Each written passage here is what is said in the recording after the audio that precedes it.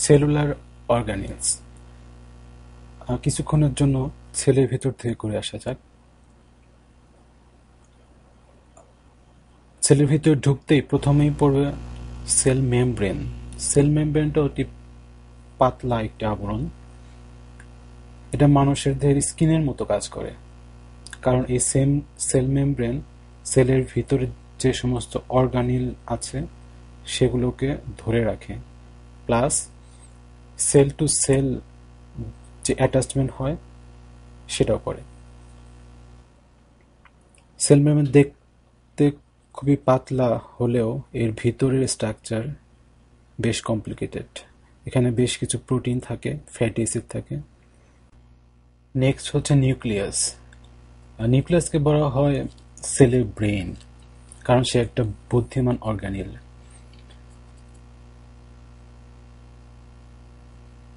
এই নিউক্লিয়াসের ভিতরে থাকে ডিএনএ, কিন্তু ডিএনএ এর সাথে প্রোটিন যখন অ্যাটাচ হয় তখন সেটাকে বলে ক্রোমাটিন, এবং নিউক্লিয়াসের ভিতরে ডিএনএ গুলো ক্রোমাটিন হিসাবে থাকে।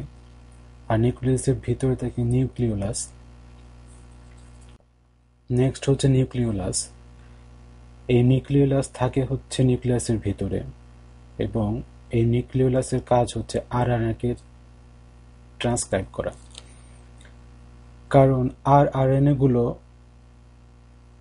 রাইবোজোমের জন্য কাজে লাগে। নিউক্লিওলাস আরএনএ-কে ট্রান্সক্রাইব করে সে ট্রান্সপোর্ট করে দেয় রাইবোজোমের কাছে। নেক্সট হচ্ছে রাইবোজোম। রাইবোজোমের কাজ হচ্ছে প্রোটিন সিনথেসাইজ করা। আর রাইবোজোমটা দেখতে এরকম, কিছু প্রোটিন কিছু আরএনএ দিয়ে তৈরি। আর রাইবোজোম প্রোটিন সিনথেস করে এইভাবে।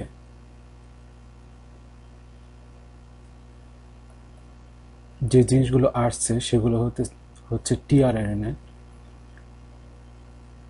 আর এই পুরোটা হচ্ছে মেসেঞ্জার আরএনএ। আর যে সুতোর মধ্যে জিনিসটা বের হয়ে যাচ্ছে সেটা হলো সিনথেসাইজড প্রোটিন। তারপরে কিছু প্রোটিনে সেখানে লাগে, আর সেই প্রোটিনগুলো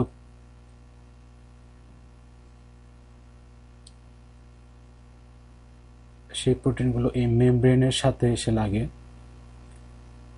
আর মেমব্রেনটা আসলে এন্ডোপ্লাজমিক রেটিকুলাম,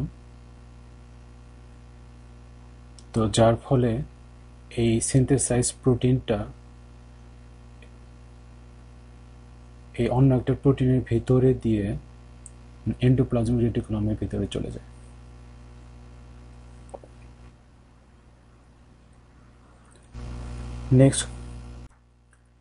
নেক্সট হচ্ছে এন্ডোপ্লাজমিক রেটিকুলাম। এই এন্ডোপ্লাজমিক রেটিকুলাম আবার দুই ধরনের হয়, একটা রাফ আর একটা স্মুথ। রাফ হয় এই কারণে, কারণ এন্ডোপ্লাজমিক রেটিকুলামের গায়ে কিছু রাইবোজোম লেগে থাকে, তাই এগুলোকে দেখতে রাফ মনে হয়। রাফ মানে হচ্ছে অমসৃণ। আর এই রাফ এন্ডোপ্লাজমিক রেটিকুলামের কাজ হচ্ছে transport protein synthesize by ribosome, মানে রাইবোজোমগুলো প্রোটিন সিনথেসাইজ করে, আর এই এন্ডোপ্লাজমিক রেটিকুলামগুলো ট্রান্সপোর্ট করে। আর স্মুথগুলোর কাজ হচ্ছে synthesise lipid and metabolise carbohydrate. Next হচ্ছে গলজি বডিজ। গলজি বডিজগুলো দেখতে ঠিক এইরকম কিংবা দেখতে এইরকম।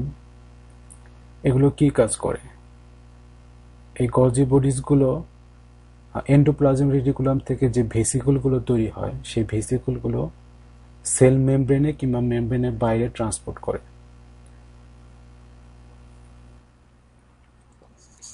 নেক্সট হচ্ছে মাইটোকন্ড্রিয়া। মাইটোকন্ড্রিয়াকে বলা হয় একটা পাওয়ার স্টেশন, কারণ সেলের যাবতীয় শক্তি সে তৈরি করে অ্যাজ এটিপি, মানে সেটা এটিপি হিসেবে সেলের ভিতরে জমা থাকে। আর মাইটোকন্ড্রিয়ার নিজস্ব জেনেটিক ম্যাটেরিয়াল আছে, সে নিজেই রেপ্লিকেট হতে পারে। আর মাইটোকন্ড্রিয়ার গাঠনিক স্ট্রাকচারটা এরকম, দুইটা মেমব্রেন থাকে। তার বাইরের দিকে যে মেমব্রেনটা আছে সেটা মোটামুটি স্মুথ। রাফ যে মেমব্রেন আছে সেগুলোকে বলা হয় ক্রিস্টি। আর এই রাফ মেমব্রেনের ভিতর যে পদার্থ থাকে সেগুলোকে বলা হয় ম্যাট্রিক্স। সেন্ট্রোসোম সেন্ট্রোসোম দেখতে এরকম। আর সেন্ট্রোসোমগুলো সেল ডিভিশনে হেল্প করে। সেল ডিভিশনের সময় ক্রোমোজোমগুলো যখন মাঝখানে থাকে তখন সেন্ট্রোসোমগুলো দুই পাশে চলে যায় এবং তাদের কাজ হচ্ছে এই অ্যাট্রাকশন তন্তু তৈরি করা এবং সেগুলোকে এক জায়গায় অ্যাটাচ রাখা। আর এটাকে বাংলায় বলে হচ্ছে মাকুতন্ত্র। লাইসোজোম লাইসোজোম হলো সেলের স্টমাক। কারণ ফরেন প্রোটিন কিংবা ভাইরাস কিংবা ব্যাকটেরিয়া সেগুলোকে সে ডাইজেস্ট করে ফেলে এবং কিছু কিছু ডেব্রিস আছে সেলের ভিতরে তৈরি হয়, সেগুলোকেও সে ডাইজেস্ট করে। সে দেখতে এরকম।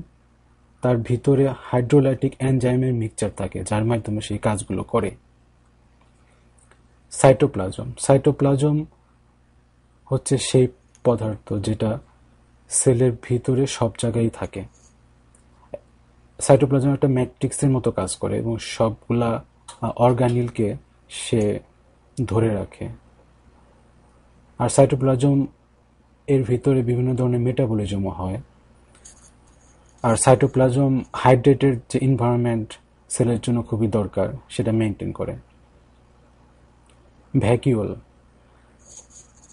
ভ্যাকিউলগুলো সেলের জন্য যে সমস্ত ম্যাটেরিয়াল খুব হ্যাজার্ডাস সেগুলোকে সেপারেট করে একটা নির্দিষ্ট স্যাক বা থলের মতো জায়গায় সংরক্ষণ করে। ভেসিকেলগুলো মেইনলি ট্রান্সপোর্টে হেল্প করে। এগুলো ট্রান্সপোর্টিং ভেহিকেল। কারণ এন্ডোপ্লাজমিক রেটিকুলাম কিংবা গলজি বডিজ থেকে যে সমস্ত বস্তু তৈরি হয় যেমন প্রোটিন কিংবা ফ্যাটি অ্যাসিড কিংবা পলিস্যাকারাইড সেগুলো এই ভেসিকেলের মাধ্যমে সেলের বাইরে ট্রান্সপোর্ট হয়। ভেসিকেলগুলো দেখতে এরকম ক্রস সেকশন করলে। বাইরের দিকে হাইড্রোফিলিক হেড থাকে আর ভিতরের দিকেও হাইড্রোফিলিক হেড থাকে। আর হাইড্রোফোবিক যে টেলগুলো সেগুলো পাশাপাশি লাগানো থাকে। নেক্সট হচ্ছে সাইটোস্কেলিটন। সাইটোস্কেলিটনকে বলা হয় সেলের কঙ্কাল। কেন? কারণ হলো সাইটোস্কেলিটনগুলো সেলের একটা শেপ দেয়। যেমন কঙ্কাল যেমন দেহের শেপ দেয়, সাইটোস্কেলিটনও সেলের একটা শেপ দেয়। যেমন এখানে দেখা যাচ্ছে এইগুলো হলো সাইটোস্কেলিটন, এটা নিউক্লিয়াস আর এটা হলো সেল মেমব্রেন। আর এই জিনিসটা দেখানো হচ্ছে ফ্লোরোসেন্ট মাইক্রোস্কোপিতে। সাইটোস্কেলিটন সেল বিভাজনে হেল্প করে, সেল ডিভিশন যেটা, সেখানে হেল্প করে কিভাবে? সাইটোস্কেলিটনগুলো মাকুতন্ত্র তৈরি করে যার মাধ্যমে ক্রোমোজোমগুলো সবগুলা মাঝখানে অবস্থান করে এবং সমানভাবে বিভাজিত হয়। তাছাড়াও সাইটোস্কেলিটনগুলো প্রোটিন ট্রান্সপোর্টে হেল্প করে। সাইটোস্কেলিটনগুলোর পা আছে এবং তারা পা দিয়ে হেঁটে হেঁটে একটা নির্দিষ্ট প্রোটিনকে ধরে নিয়ে সেলের বাইরে ট্রান্সপোর্ট করতে পারে।